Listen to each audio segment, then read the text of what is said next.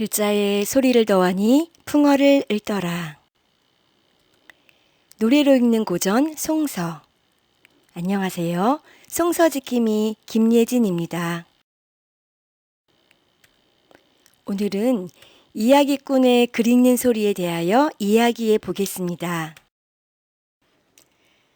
사대부를 중심으로 학습과 인격 수양을 위해 행해졌던 글 읽는 소리는 17, 18세기를 기점으로 한문 단편소설과 국문소설 등이 출현하며 읽기 방식에 변화가 생기고 향유 계층도 여성으로 확대되었습니다. 소설을 전문적으로 읽어주는 직업적인 이야기꾼이 등장하였는데 이들을 전기수라고 합니다. 전기수는 이야기를 풀어나가는 구현 방식에 따라 강담사, 강창사, 강독사 등으로 호칭하여 그 명칭을 구별하기도 하였습니다. 이들은 여성을 포함한 불특정 다수를 대상으로 다양한 장소에서 소설을 낭독하였습니다. 이야기꾼들의 연행 장면을 그림으로 한번 보겠습니다. 공터에 사람들이 모여 앉아서 이야기꾼의 이야기를 재미있게 듣고 있습니다. 오른쪽 그림에선 이야기꾼의 한 손에 부채가 들려있는 것을 확인할 수 있습니다. 사대부가의 여성으로 보이는데 집안에 사람을 불러 이야기를 듣고 있습니다. 슬픈 장면인지 모두 눈물을 흘리며 듣고 있네요. 이분은 우리 시대의 마지막 전기수로 알려진 정규헌이라는 분입니다. 정규헌의 실제 연행 모습은 낭송조로 읊조리는 부분, 판소리의 안일이처럼 설명하는 부분, 본인의 주관 등을 재담처럼 말로 하는 부분이 모두 나타납니다. 낭독 연행 사이사이에는 단소 연주가 병행됩니다. 이 그림과 같이 보다 적극적인 연행을 한다면 악기 반주와 부채 등의 소품이 추가될 수 있고 이는 창법만 다를 뿐 연행 형태가 판소리와 매우 유사하다 할 수 있습니다. 1900년대 초 외국인이 쓴 기록에서도 조선 후기 이야기꾼들의 연행 양상과 판소리 연행 장면의 묘사가 사실상 차이가 크지 않습니다. 이를 두고 어느 국문학자는 17세기 장생의 예인적 연행으로부터 특화시켜 음악의 비중을 둔 장르는 판소리이고 이야기꾼의 전문성을 강화한 장르는 소설 낭독이라고 말하기도 하였습니다. 이번에는 문헌 속에 나타난 이야기꾼의 글 읽는 소리를 살펴보겠습니다.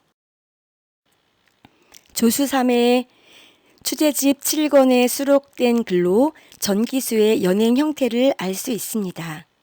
전기수는 동문 밖에 살고 있었다. 그는 숙향전, 소대성전, 심청전, 설인귀전 같은 국문소설 전기를 구성하였다. 초하룻 날은 첫째 다리 아래, 이튿날은 둘째 다리 아래, 사흘날은 배옥에, 나흘날은 교동 입구, 닷새 날은 대사동 입구, 그리고 엿새 날은 종로 앞에다 자리를 정했다. 일곱째 날부터는 다시 차례로 위로부터 더듬어 내려왔다가 다시 그 짓을 되풀이하곤 하여 한 달을 마쳤다. 달이 바뀌면 다시 또 그와 같이 하였다. 대개 이야기가 한창 흥겨울 대목에 이르러서는 문득 소리를 멈추곤 한다. 그러면 청중들은 그 다음 대목을 듣고자 다투어 돈을 던졌으니 이것을 요전법이라 한다.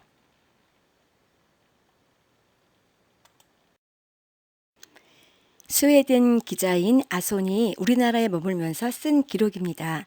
간략히 소개하겠습니다. 삼면은 터져 있었고 안에서는 조그마한 책상 앞에 소리꾼이 앉아 사이사이에 생강차로 목을 축이면서 어떤 책을 읽고 있었다. 살을 애는 추위에도 불구하고 주위에는 많은 인원의 청중들이 모여 있었다. 중략. 소리꾼은 별의별 목소리를 다 흉내내었다. 어떤 때는 높은 가락의 목소리를 내고 어떤 때는 가장 낮은 목소리를 내었다. 중략. 하여간 인간의 목청에 낼 수 있는 온갖 종류의 감정을 충분히 살려내는 것이었다. 중략. 청중들이 그렇게 듣고 싶어하는 이야기를 시작해서 흥분이 절정에 다다르면 곧바로 그는 이야기를 돌연 중단하고 돈을 걷기 시작한다. 후략.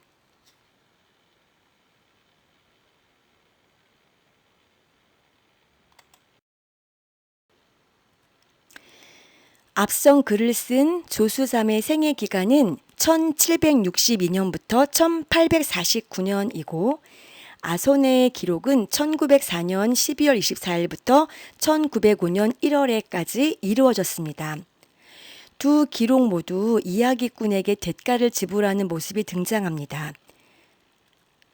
이를 통해 18세기의 요전법이 20세기 초에도 같은 방식으로 이루어지고 있었음을 알 수 있습니다.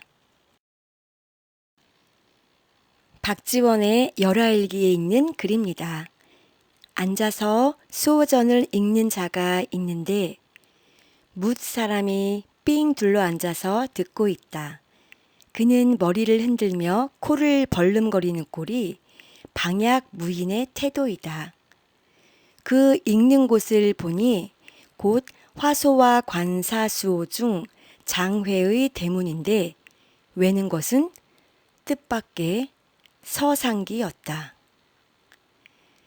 글자를 모르는 까막눈이건만 외기에 익어서 입이 매끄럽게 내려간다. 중략. 읽는 자가 잠깐 중지하면 두 사람이 비파를 타고 한 사람은 징을 울린다. 위의 방향무의는 주의를 의식하지 않고 제멋대로 행동하는 것을 말합니다. 이 열알기에서는 반주단과 함께 음악을 곁들이는 방식을 사용하여 확장된 공연의 형태를 띠고 있는 것을 알 수 있습니다.